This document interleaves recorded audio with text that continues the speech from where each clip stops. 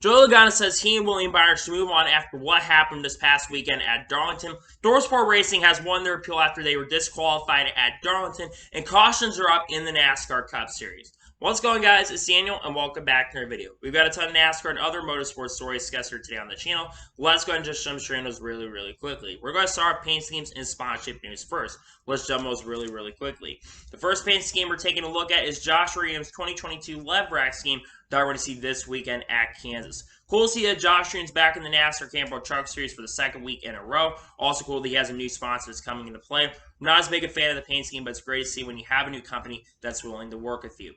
The next paint scheme we're taking a look at is Carson Osbar's 2022 Premier Security Scheme that is for Kansas. This one's very different than other Premier Security Schemes, and I will say I actually love this Premier Security Scheme a lot. It's great that Carson Osbar has a sponsor that's willing to work with them, and pretty good paint scheme in my honest opinion.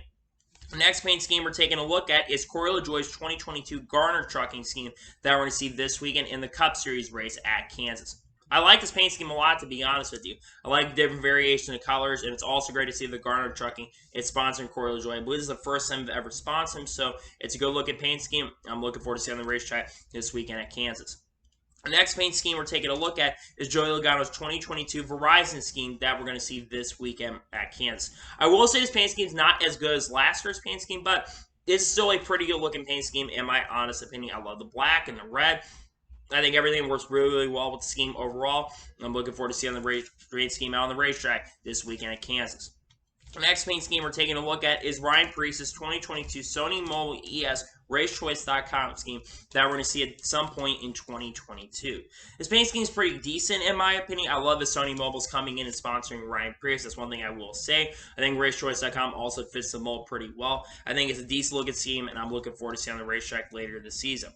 The next paint scheme we're taking a look at is Austin Center's 2022 Menards Monster Energy scheme that we're going to see this weekend.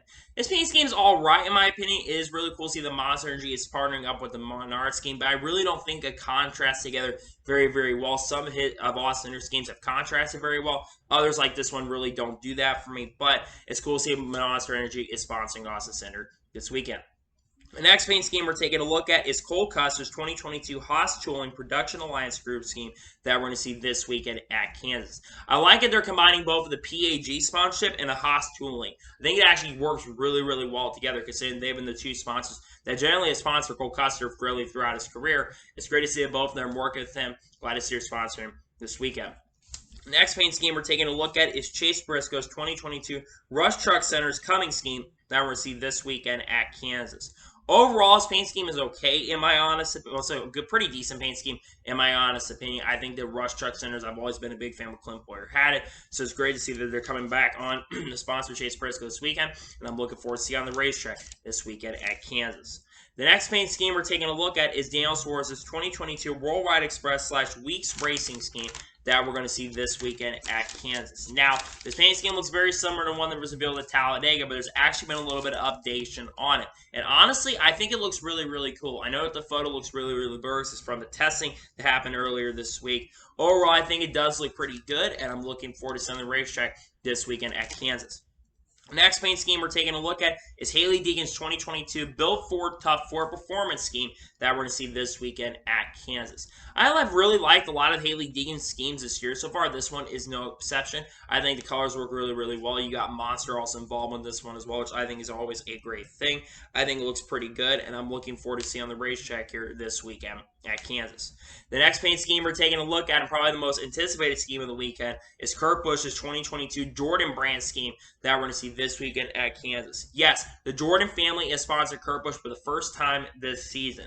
I will say this. I know a lot of people say there's not a lot of sponsorship utilization, but actually that is a sponsorship utilization on the car. I think it looks very creative. It looks really cool. I know it's been a controversial paint scheme, but I think it absolutely looks really great, and I'm glad that Kurt Busch has the Jordan brand willing to work with them. I think it's a nice looking paint scheme. It looks pretty solid, and I'm definitely looking forward to seeing on the racetrack this weekend at Kansas.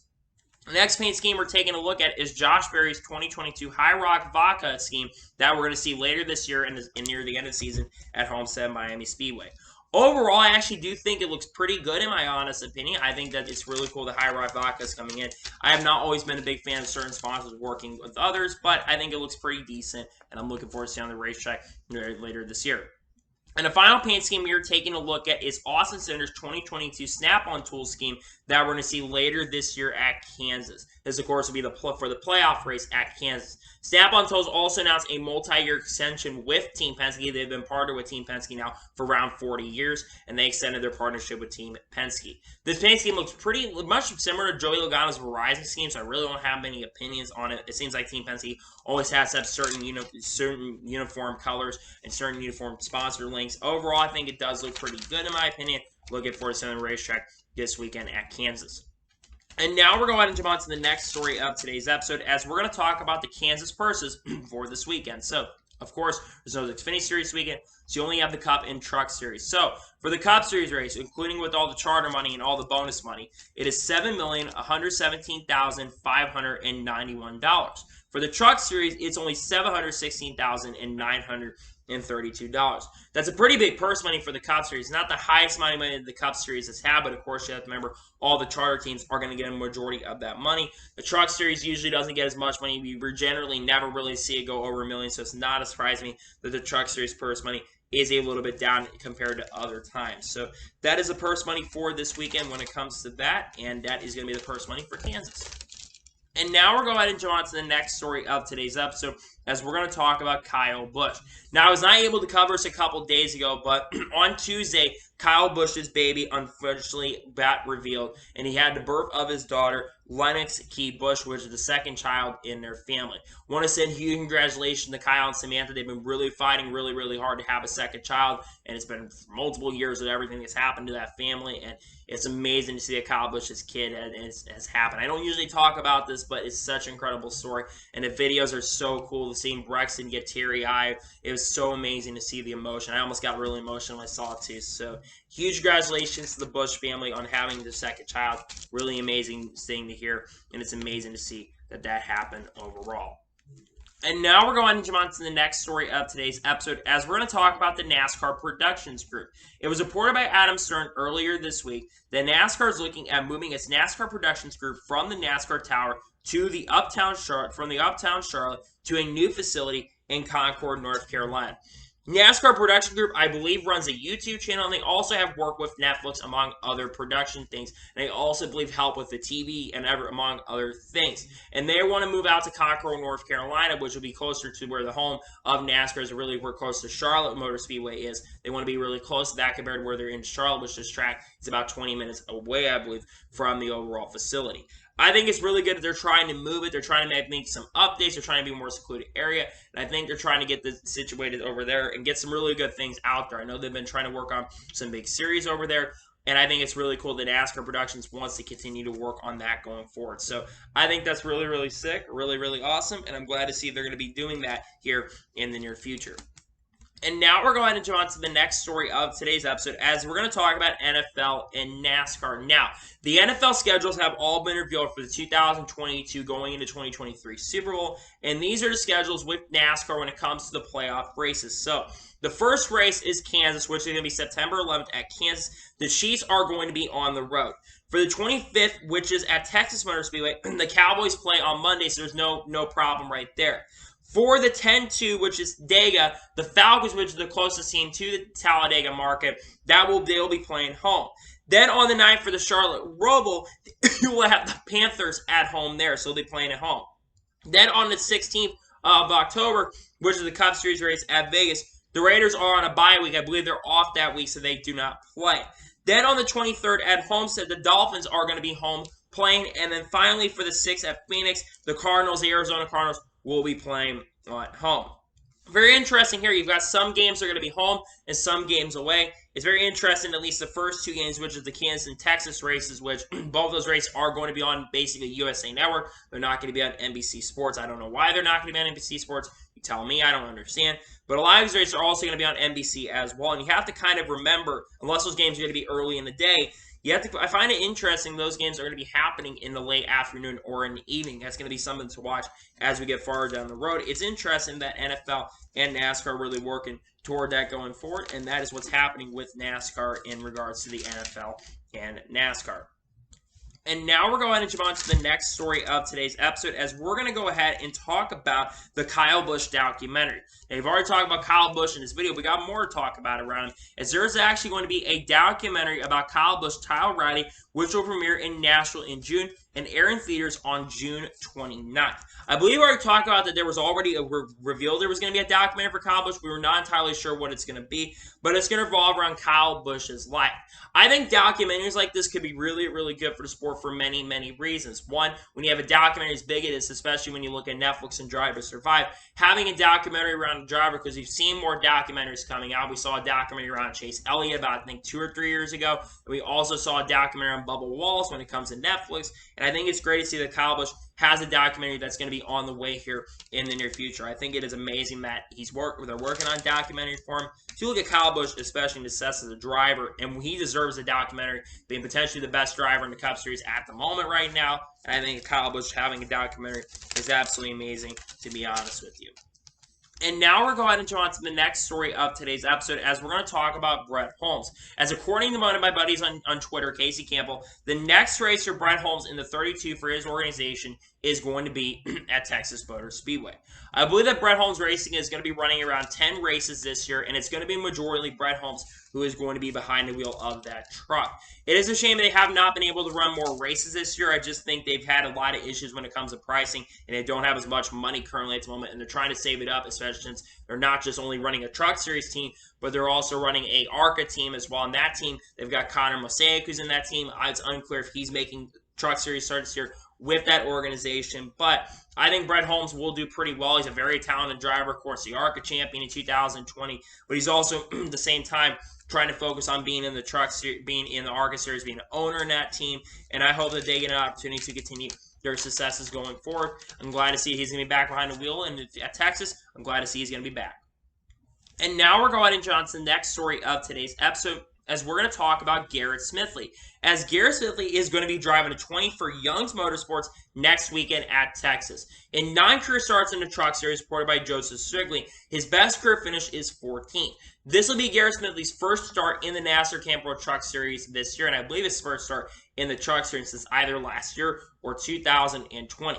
Now, Garrett Smithley has been around the garage really throughout this year, but very sporadically. He has not been really racing that much here in the recent day. He's not been really racing that much because of the fact that he doesn't have as much sponsorship, but he is part of the Spire Motorsports family, Spire Plus, and that organization. And I think that Garrett Smithley will do okay in this truck. He does have some Cup experience, which I think will really play a major factor. We've seen Cup guys get behind a Young Motorsports truck and other not-so-great trucks and do very, very well. So again, I'm very excited to see that Garrett Smithley is getting behind the wheel of the 20 truck for Young's Motorsports, and I hope he does really, really well. I think a top 25 would be really, really good for this team, and I'm glad to see that Garrett Smithley is going to be back behind the wheel of the Young's Motorsports truck here going forward. And now we're going to jump to the next story of today's episode, as we're going to talk about Kyffin Simpson. As there is a reveal by Chip Ganassi Racing that he has signed a development deal with Chip Ganassi Racing.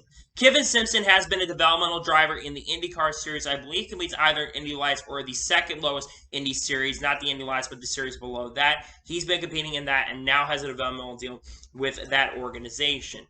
Kyffin Simpson has shown a lot of talent so far this year, and I think it's really great that he's getting an opportunity to potentially get a developmental deal. Because again, when you get picked up by Chip Ganassi developmental, he sees something in you. He rarely picks up guys. He's very hard to get Chip Ganassi to really sign a driver unless he really sees a lot of potential in you. And having him sign with that team as a developmental driver, I think is really, really important for not only his confidence, but really could help him out. So again, I'm very excited to see that Kyffin Simpson is getting an opportunity with Chip Ganassi Racing. This could lead to some really, really great things going forward. I'm very, very happy for him, and I'm glad to see that Kyffin Simpson is getting an opportunity to race with Chip Ganassi Racing going forward. And now we're going to jump on to the next story of today's episode, as we're going to talk about Ryan Ellis. As revealed this morning that Ryan Ellis has signed with Spire Sports and Entertainment Group. For those who don't know, Ryan Ellis currently drives a 45 for Alpha Prime Racing, and the Spire Sports and Entertainment Group has multiple individuals involved. Landon Castle's part of that group, I believe. I think Corey LaJoie's in that group. Garrett Smithley's part of the Spire Sports and Entertainment Group. And now Ryan Ellis is a new member of the Spire Sports Plus Entertainment Group. What this will be able to do for Ryan Ellis is we'll be able to help him secure some sponsorship and be able to set him in the ground and help him be able to do some great things and basically get some management with the company as well. I think it's really important for Ryan Ellis to have this opportunity because Ryan Ellis is a guy that has kind of throughout his years struggled to find some funding, but he has been able recently, especially, been able to pick up a lot more funding over the years. And I think having him join the Sports Plus or Entertainment family, I think is really great to see. That family continues to grow. They've signed multiple people over the years. Like I said, Landon Castle, Garrett Smithley have been part of that group. And I think some really high-profile Cup drivers are part of that group as well. Really exciting news for sure. And I'm glad to see that Ryan Ellis is joining that family. And now we're going to jump on to the next story of today's episode, as we're going to talk about Nick Sanchez. As Bob Pox reported earlier this morning, that Nick Sanchez is going to be doing 6 more Xfinity Series races with Beach McLeod Motorsports this season. His next race is going to be in a couple weeks at Charlotte Motor Speedway. Then his next race after that will be at Pocono, then Michigan, then Kansas, then Bristol, the regular Bristol, and then his final race, which we talked about earlier this week, will be at Holmes and Miami Speedway. Nick Sanchez, of course, 2-time winner in the ARCA Series, who likes to be making his second start of the year here at Charlotte, looking for his 3rd win, also looking for a win tomorrow night at Kansas in the ARCA Series. Nick Sanchez is a really good driver. He did not have a really good first race at Phoenix Raceway. He did have good speed in practice, but his racecraft really was not that great. He really was outside, I think, the top 30. I think he finished like barely inside the top 30. So he really struggled in that race at Phoenix, but I think the lack of experience in Xfinity really showed. I think getting more starts at Beach McLeod Motorsports is really good. So what are my overall expectations for Nick Sanchez going forward, at least for these select races? Well, I think ultimately he should try to focus on winning the ARCA Championship, but I think ultimately Nick Sanchez is going to have a potential to do really good things. I think he is a really good driver, but I think at least for now, he needs to try to get out there and get as much experience as possible. The more experience he gets, the better he's going to be, but it's cool to see that Nick Sanchez is getting an opportunity to race with Beach McLeod Motorsports. It's pretty awesome, to be honest with you. And now we're going to jump on to the next story of today's episode, as we're talking about Team Penske. As Team Penske has made some crew changes for their organization to help out. So Ryan Flores and Trevor Apsley, who currently work with the 21 team and the 2 teams, they're going to be moving over to the 12 team. Ryan Flores, who actually worked with Ryan Blaney last year, had got moved over to the 2 car, is now being moved back to the 12 car. Curtis Thompson, who's working at the 12 team, he'll be moving over to the 2 team. And Wade Moore, who was working with the 12 team, is moving over to the 21 team. Why are they doing this? Well, you look at Ryan Blaney, especially this season, and Ryan Blaney is a driver who's still looking for that first win. And throughout this year, Ryan Blaney's team has absolutely struggled on pit road. That's been the one thing that has really killed a lot of their races this year, has been the fact that they have struggled on pit road. So what Team Penske is hoping to do here is they're hoping to have them basically change up the crew going forward and basically make some changes to help out Ryan Blaney so he can go out there and win races. You look at the beginning of the year especially, I know last couple weeks he really hasn't shown it, but before these last few weeks, before this, he had a lot of races where he could have won. You look back at Phoenix, where they lost a ton of spots on pit road. You look back at Auto Club, where they lost a ton of spots on pit road. Ryan Blaney's had winning pace throughout this year. It's just that they need to make some major changes. I'm glad they've gone ahead and made some really good repercussions and basically decided to make some changes here and help the team out. So I'm really excited about that for sure. And again, great to see that they went ahead and made some changes over there because they really did need to make changes to help out their organization. And now we're going to jump on to the next story of today's episode, as we're going to talk about Formula One. Now, we kind of talked about the story on this channel earlier this week. We got more reports here a couple days ago about F1 and talking about a potential 11th team. And basically a report came out that says, and Greg Maffei kind of reiterated this during this past week in the media, he said that there is no pressing need for 11th team as Andretti's bid to join the grid. Now, for those who don't know, Andretti is trying to join Formula One. They actually have everything ready to go. It's going to be called Andretti Global. They're going to be partnered up with Renault. They've got engines with Alpine, and they're basically trying to partner up and get into Formula One. But they've been having major issues. We even talked about this earlier this week, that it's getting to the point now where they may even have to go to the courts because there is issues in tension building and because they've been really trying to bend to get an 11th team. But apparently F1 is not budging and Liberty Media is not budging. I need to come out and say this because this needs to be really, really sad. I really don't understand what is so hard and difficult to understand about the situation. What they honestly should be doing is they should absolutely be allowing them into the series for many, many reasons. And one of the big reasons why they should be allowing them is you look at the growth of American with F1 in the United States. What is another big way that it could grow in the United States? Well, it's a very simple answer. Get an American-based team in there. If you want your sport to basically succeed long-term and not kind of fall off long-term, I think you need to get an American-based team. I don't understand why they're not budging, especially for Andretti. And they got Toto Wolff coming out and basically saying, look, oh, Andretti's not going to be big. It's like, what the hell are you talking about, Toto Wolff? What the hell are you talking about if your lead is Sal? Yeah, because the guy who's won a Formula 1 championship in your series when you've not been successful this year, your team is struggling, you just got big over the last 2 years, and you think that, oh, because we're so big, we're the best in the world. Hate to break it to you, but Andretti is a massive name. And they've got a young American driver who's ready to go, Colton Herta, who's going to be in Formula 1 within the next year or two, and you need to accept that and be prepared for that. But overall, my honest opinion, I hope that they get approved. I hope they can figure something out and get the situation sorted out, because it should not even be rocket science. There's no reason, in my opinion, that we should be having this discussion right now. We shouldn't even be having a discussion. They should be allowed to be in Formula 1. So I just don't entirely understand why there is a major holdup around this, to be honest with you. And now we're going to jump on to the next story of today's episode, as we're going to talk about Josh Bilicki.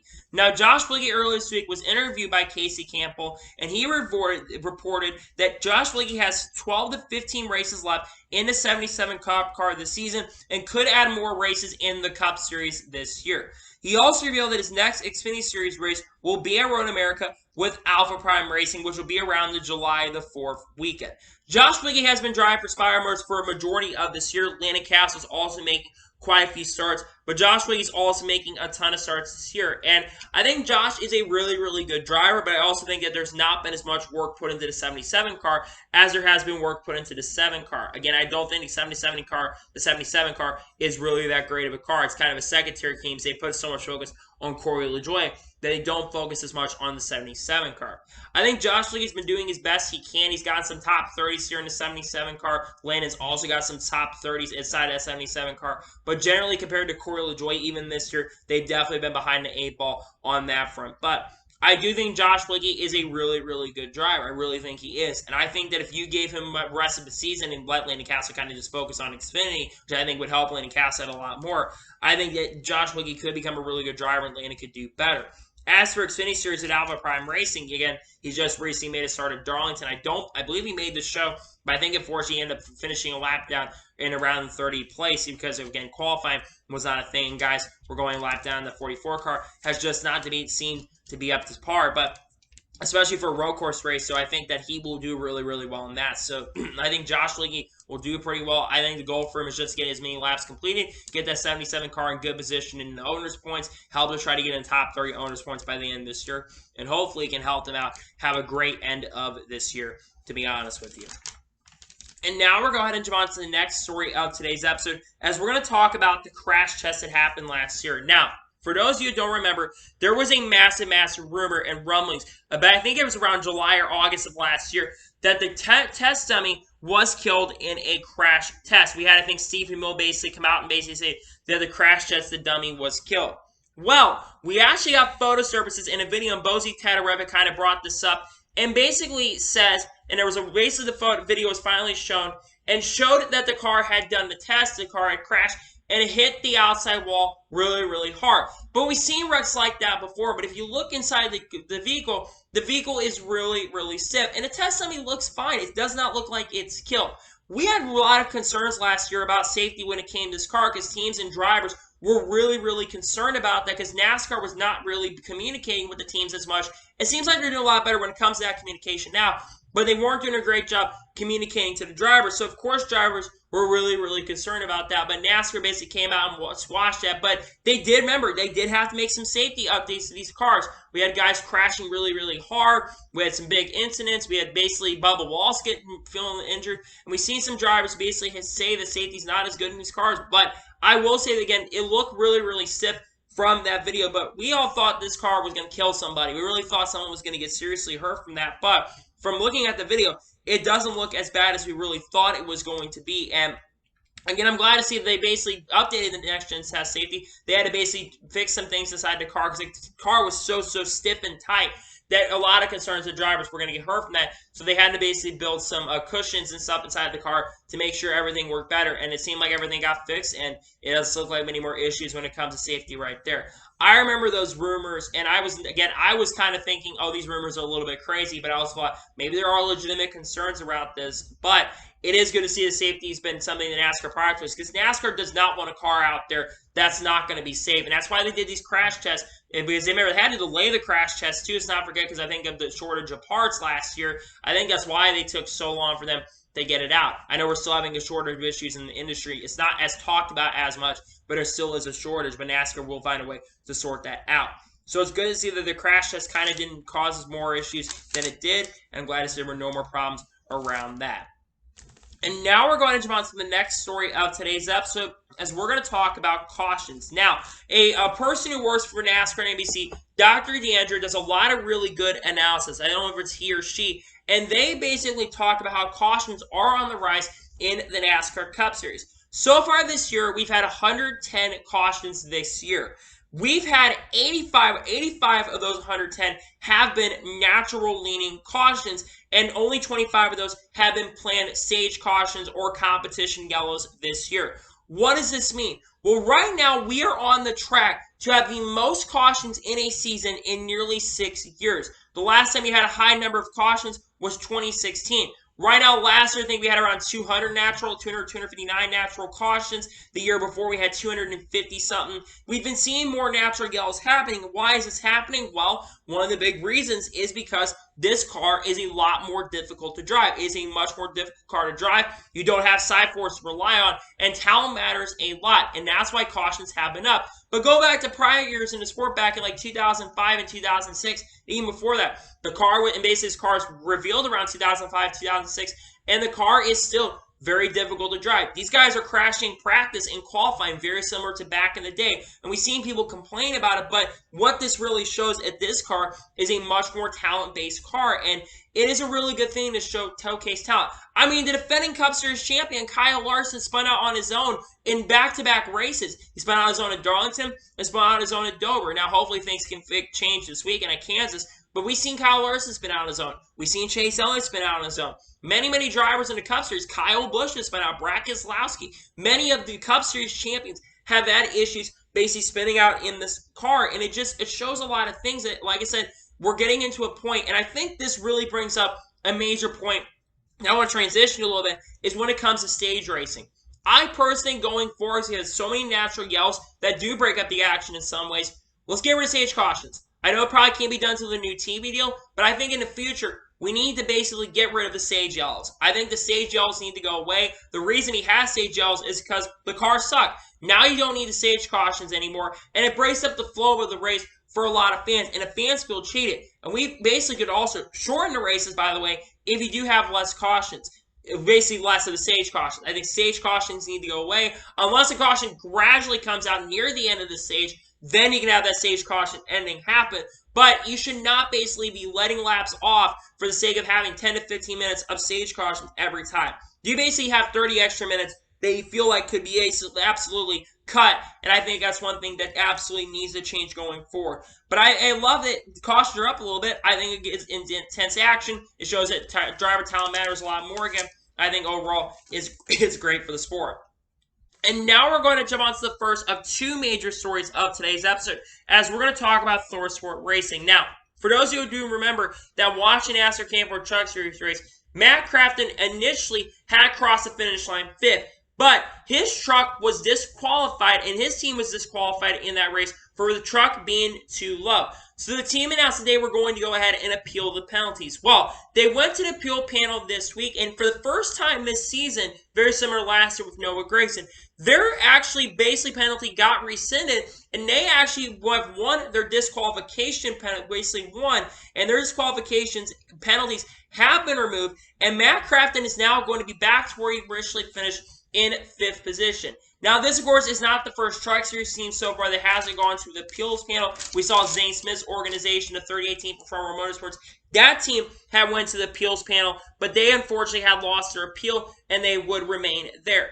So you're telling me, this is one thing I'm a little frustrated with. So you're telling me that the truck was too low, and then it was not.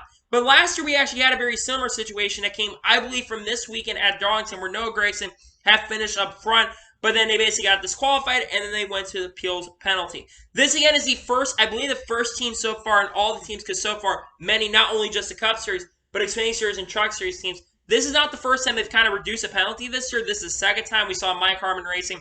They got their penalty rescinded in money-wise, and their crew chief wasn't suspended, but they also did have to basically keep the loss of the points. They lost basically 75 points, their penalty, and that was not reduced because of the testing ban. But it is good to see, though, that their penalty was rescinded, especially with truck 2. If the truck was actually not too low, it is a very justifiable call. But I will say something I'm a little frustrated with is we go back to the Lundnut situation earlier. You're telling me the Zane Smith's team, who got basically sent bad Lundnuts by your manufacturing company, KRS Lundnuts, you're telling me that they won't get their penalties rescinded because of the Lundnut situation, but because when we had a legitimate manufacturing issue that you guys have a manufacturing from, but you're telling me that a truck that might even been too low gets rescinded? I think the Zane Smith penalty should have been rescinded right there. I don't understand why NASCAR basically said, nope, we're not going to rescind your penalty because you guys basically bought the Lundnuts, even though we manufactured really, really bad Lundnuts, and it was on us for basically manufacturing terrible Lundnuts. KRS basically, now, I haven't heard any issues in regards to the KRS Lundnuts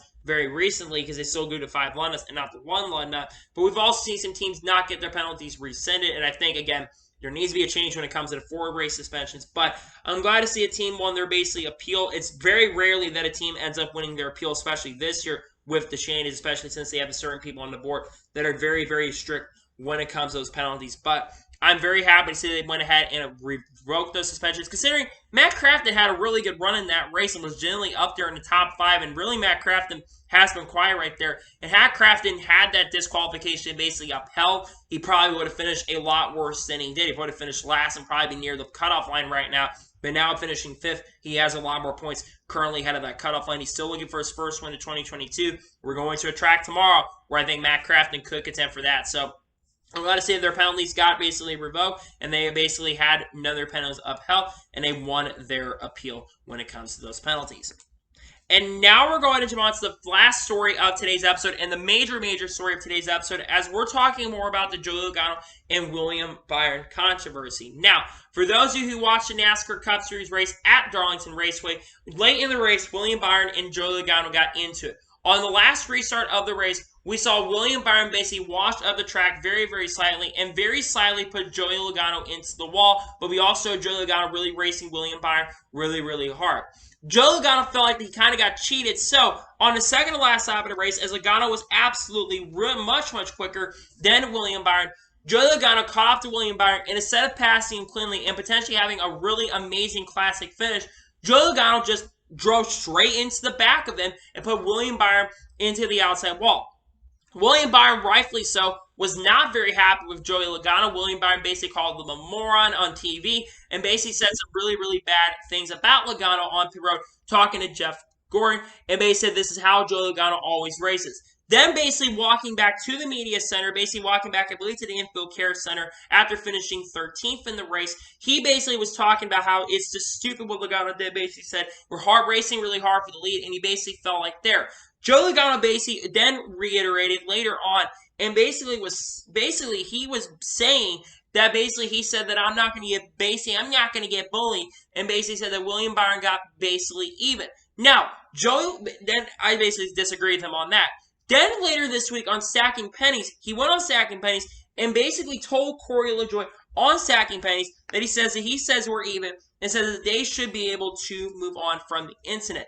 I have to kind of disagree here. I will say this. William Byron is at a crossroads position right here as a Cup Series driver because he has to kind of prove to himself that I cannot be pushed around. I don't want to be pushed around because Joey Logano only really did that to William Byron because William Byron has not been in that position before, and he is a young and a nice guy. So William Byron, of course, he's going to get pushed around by guys like Joey Logano, and Joey Logano feels like he's taking advantage of those clean drivers. William Byron has to come out basically swinging and basically say, hey, I'm not going to be messed around with here. I'm not going to be pushed around here. And he doesn't have to wreck Joey Logano, but he needs to race him much harder. Or maybe at some point, like at a short track, put him in a wall and get into him. But he needs to prove to Joey Logano and these drivers that basically, hey, I can't be pushed around. Look at Chase Elliott. He's a guy that basically got pushed around multiple times, and once he got to Denny Hamlin, drivers really don't mess with Chase Elliott anymore. Joey Logano, though, and I will say this about Joey Logano when it comes to this, William Byron has every right to be upset with you. And I know a lot of people basically go back and reference what happened to the previous night before that where William Byron gave a bump and run to somebody going to turn number 3. The difference is that guy still finished second. And Joey Logano could have maybe given him a much slighter tap right there instead of basically definitively justified and unjustifiably getting into William Byron. I know people bring up what happened with Ross Chastain and all that stuff, but to me, in my honest opinion, when it comes to a situation with this, I think that Joey Logano was clearly in the wrong right there, and I know many people disagree with, some will disagree, some will say, well, it's just second to last lap. If it was the last lap of the race, I probably would not have been as frustrated as I was. And look, yeah, William Byron slightly got into it, but I don't think basically it really justified the crime. I really don't think William Byron really deserved to get basically put into the outside wall, but we know that Joey Logano's like this. Now, we don't need to see William Byron basically go out there and run into the back of Joey Logano, basically need to pull Matt Kenseth. That doesn't need to happen if there's been photo surfacing of William Byron doing what Matt Kenseth did to Joey Logano in 2015, which those photos, I will admit, are really, really funny. I've seen those on Twitter, and they're really, really funny. But again, if you're in William Byron's position right here, you're in a crossroads position, and you need to figure out, hey, do I want to get pushed around and start racing people really aggressively and basically show that I'm capable of doing this, or do I not want to do that and get pushed around a lot more? William Byron's in that position where he needs to kind of prove himself that he can do it. He's getting a lot of wins. He's got a multi-year contract, so he's not going anywhere. But I think that he needs to figure out what he wants to do and where to go from here. So, anyway, that's today's Law NASCAR and Motorsports video. I want to thank you guys for watching. Please subscribe to the channel notifications to be notified when a video does go live on my channel. Follow my Twitter, Facebook, and Instagram, and support my page as well. Let's get you below over that and comment your thoughts on today's video. Do you think that William Byron should move passes like Joey Logano said, or no? Let me know in the comments below. And what are your thoughts about all the other stories we discussed on today's channel? Let me know in the comments below. Tomorrow on my channel, more than likely, we're going to be doing a Truck Series race review, which will, of course, is the Truck Series race at Kansas. And then on Sunday, we'll have the Cup Series race review from Kansas, which will be the halfway point of the regular season. So anyway, like I said, I want to thank you guys for watching today's video, and I'll see you guys next time with some more great, awesome NASCAR and other motorsports content on the channel like this. Take care, everybody.